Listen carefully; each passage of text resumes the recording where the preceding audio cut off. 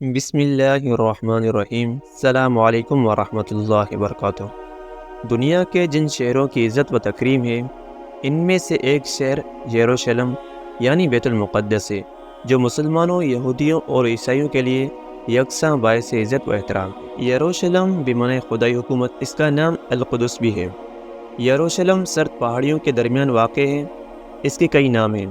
بیت المقدس سنہری شہر اور امن کا شہر بھی کہلاتا ہے، لیکن تاریخ کے لحاظ سے بمشکل 10 دن گزرے ہوں گے جن کے درمیان یہاں کے باشندوں کو امن و سکون دیکھنا نصیب ہوا۔ یہاں ہونے والی لڑائیوں کا شمار نہیں، اور یہاں مرنے والوں اور زخمی ہونے والوں کی گنتی انسانی ذہن کو تھکا دے گی۔ تو دوستو، آج ہم بتائیں گے کہ بیت المقدس کی تاریخی حیثیت اور حدیث شریف میں بیت المقدس کی تاریخی حیثیت کیا ہے، اور یہ بھی بتائیں گے کہ یشوع بن نون نے قبل مسیح 1251 میں بیت المقدس پر حملہ کیوں کیا۔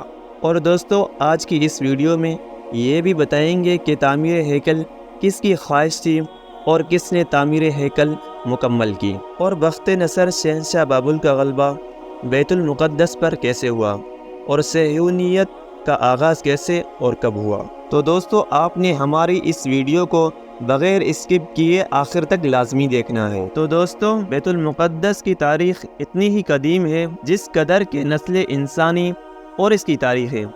یہ مقدس شہر کتنی ہی بار اجڑا اور پھر اسی تابانی کے ساتھ آباد ہوا۔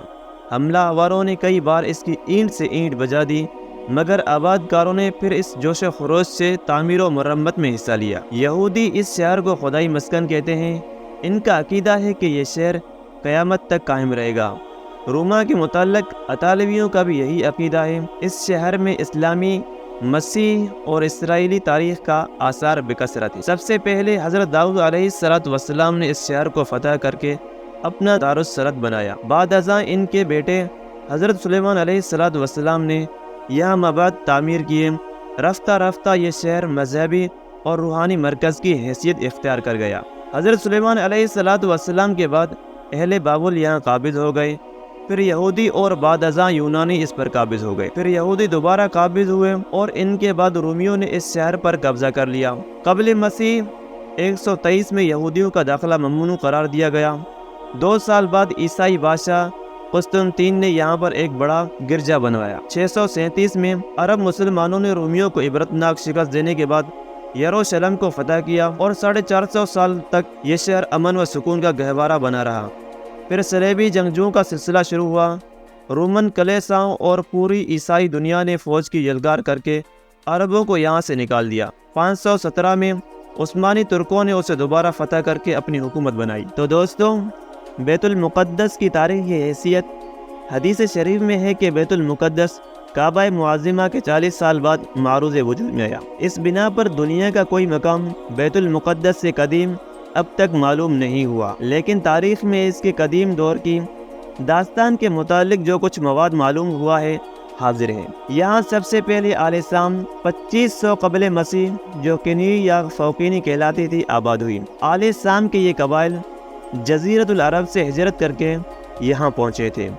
انہی قبائل کی ایک شاخ مجوسیوں کے نام سے مشہور ہوئی۔ 2008 قبل مسیح میں شالیم بادشاہ کی حکومت تھی، اور سب سے پہلے حضرت ابراہیم علیہ السلام شہرار سے ہجرت کر کے اس علاقے میں پہنچے اور حبرون کے مقام پر قیام کیا، جو بعد میں الخلیل بھی کہلانے لگا۔ اس علاقے میں مختلف مقامات سے برآمد ہونے والی تختیوں اور کتاب مقدس کی روایت سے یہ بات پایہ ثبوت کو پہنچتی ہے کہ یہاں کا حاکم بھی حضرت ابراہیم علیہ السلام کی طرح ہی اور خود کو خدا کا فرستادہ بتاتا تھا۔ کتاب پیدائش اور ابن کثیر کی روایت سے ظاہر ہوتا ہے کہ رفتہ رفتہ حضرت ابراہیم علیہ السلام خاص قوت و طاقت کے مالک ہو گئے، اور جب دمشق کے بادشاہوں نے جناب لوط علیہ السلام سے، جو وادی اردن میں مقیم تھے، گستاخی کی، تو حضرت ابراہیم علیہ السلام اپنے آدمیوں کے ساتھ دمشق والوں کے ساتھ لڑے اور انہیں شکست دے کر دمشق تک ان کا تعاقب کیا۔ ابن کثیر کا بیان ہے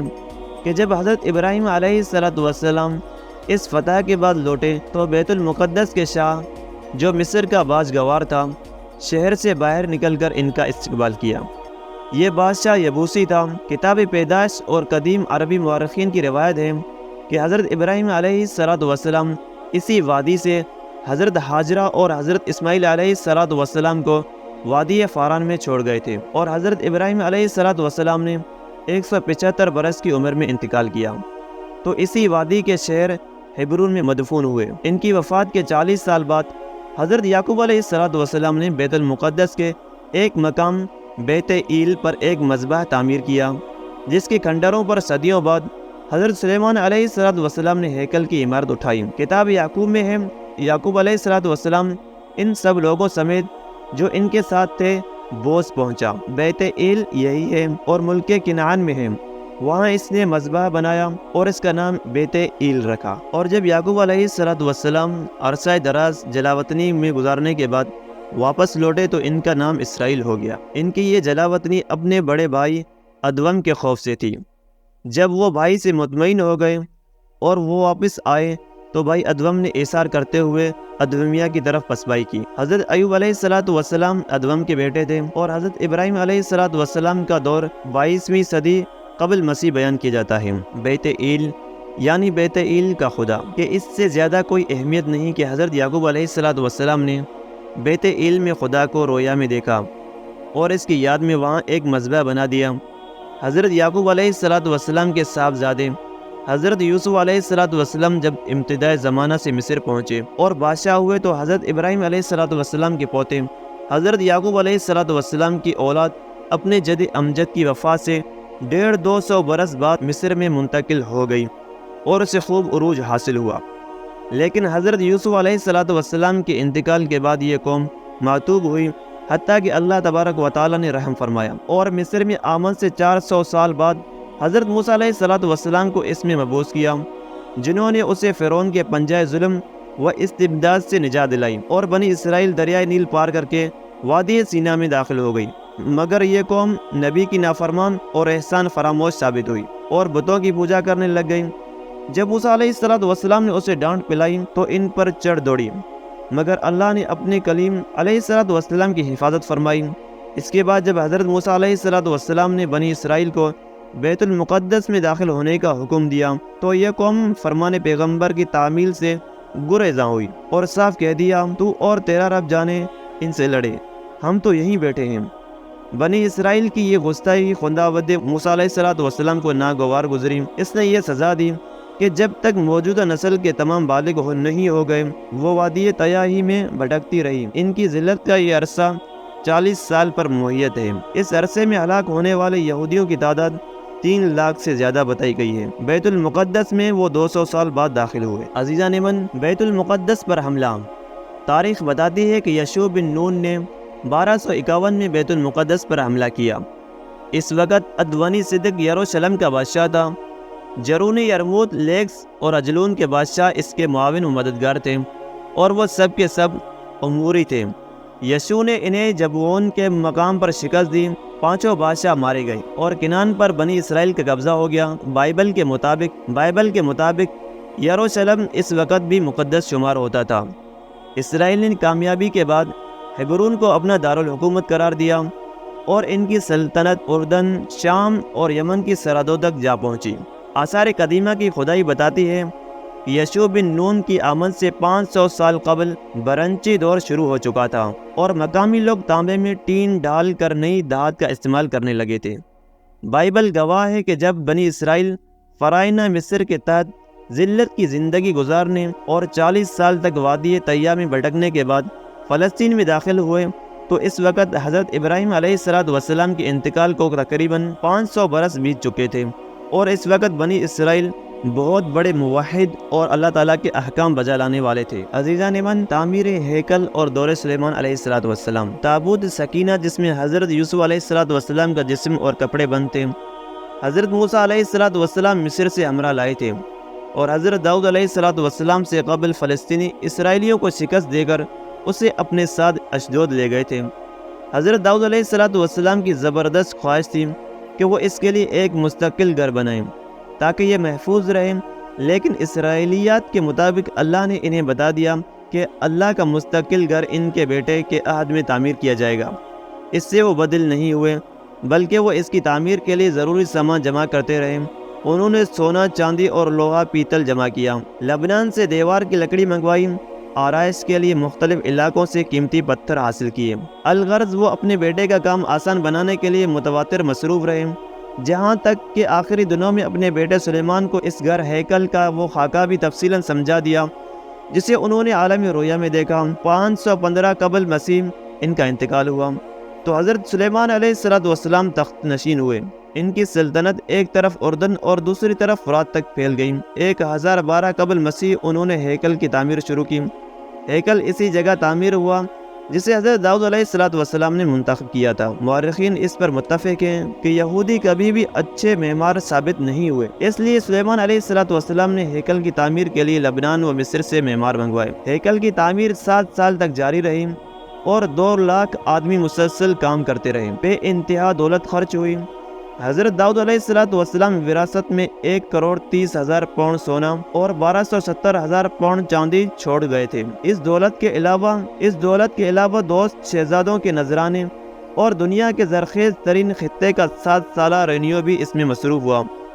بائبل کی کتاب سلاطین میں دی گئی تفصیل اور مورخین کے بیان کے مطابق ہیکل سلیمانی بلا شبہ تعمیر کا ایک عظیم شاہکار تھا۔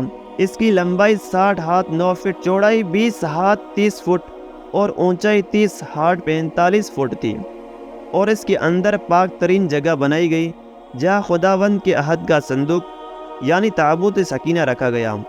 تابوت سکینہ بخت نصر کے حملے کے بعد ایسا غائب ہوا کہ آج تک اس کا سراغ نہیں لگایا جا سکا۔ ہیکل سلیمانی کی عمارت کوہ موریہ پر قبۃ الظہرا سے مغرب میں کچھ دور واقع تھی۔ عزیزان من، بخت نصر شہنشاہ بابل کا غلبہ۔ یہوہ قیم کو سلطنت گرتے 11 برس ہو گئے تھے کہ 598 میں بربادی اور 13 بختی بابل کے مشہور حکمران بخت نصر کی صورت میں نازل ہوئی، جو یہوہ قیم کو گرفتار کر کے بابل لے گیا اور اس کے بیٹے یہویاکین کو اپنے باجگوار کے طور پر شاہ یروشلم مقرر کیا گیا۔ لیکن مصر کی سازش ربیبوں اور کاہنوں کے کہنے پر یہویاکین نے فرعون مصر سے ساز باز کر کے بخت نصر کے خلاف علم بغاوت بلند کر دیا۔ جب یہ خبر بخت نصر کو پہنچی تو وہ بڑے تیز سے بابل سے نکلے۔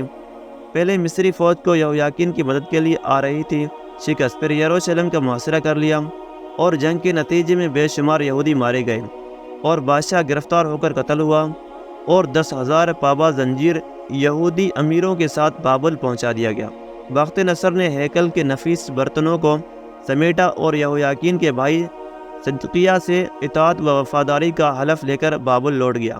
گو کئی سال امن و امان رہا، لیکن یہودی کہاں چین سے بیٹھنے والے تھے۔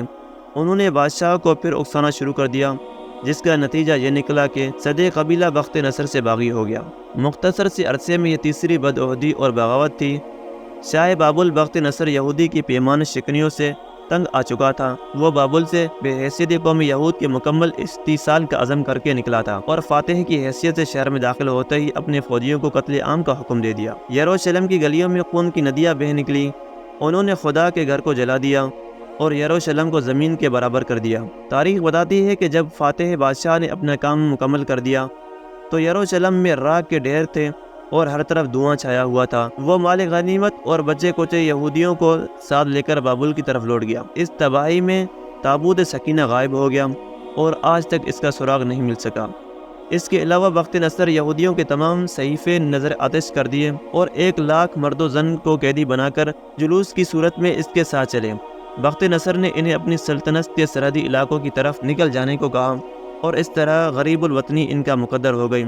بتایا جاتا ہے کہ ان یہودیوں کی تعداد 50,000۔ عزیزان من، سیہونیت کا آغاز۔ سیہون دراصل بیت المقدس کی ایک پہاڑی ہے جس پر حضرت داؤد علیہ السلام نے یروشلم کو فتح کرنے کے بعد جشن منایا۔ چنانچہ بنی اسرائیل اسی نسبت سے سیہون کو مقدس سمجھتے اور یروشلم کو دختر سیہون کے لقب سے یاد کرتے ہیں۔ تحریک سیہونیت کا مقصد کھوئی ہوئی ریاست سیہون و یروشلم کو دوبارہ حاصل کرنا اور ہیکل سلیمانی کی از سر نو تعمیر تھا۔ چنانچہ جب بنی اسرائیل اپنے اعمال کی کافی سزا بھگت چکی تھی اور 339 قبل مسیح میں ایران کے پہلے کسریٰ خضر نے بابل کو فتح کیا تو انہوں نے اپنے تمام ملکیت میں منادی دی۔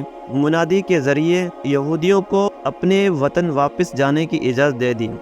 چنانچہ یہودیوں کے قافلے فلسطین کی طرف جانے لگے، لیکن سارے یہودی واپس نہیں گئے، صرف 42,360 افراد واپس لوٹے۔ وہ خالی ہاتھ نہیں آئے تھے، بلکہ انہیں خدا کے گھر کے برتن بھی دے دیے گئے تھے جو بخت نصر لوٹ کر گیا تھا، اور ان کا قائد شیش بزر تھا۔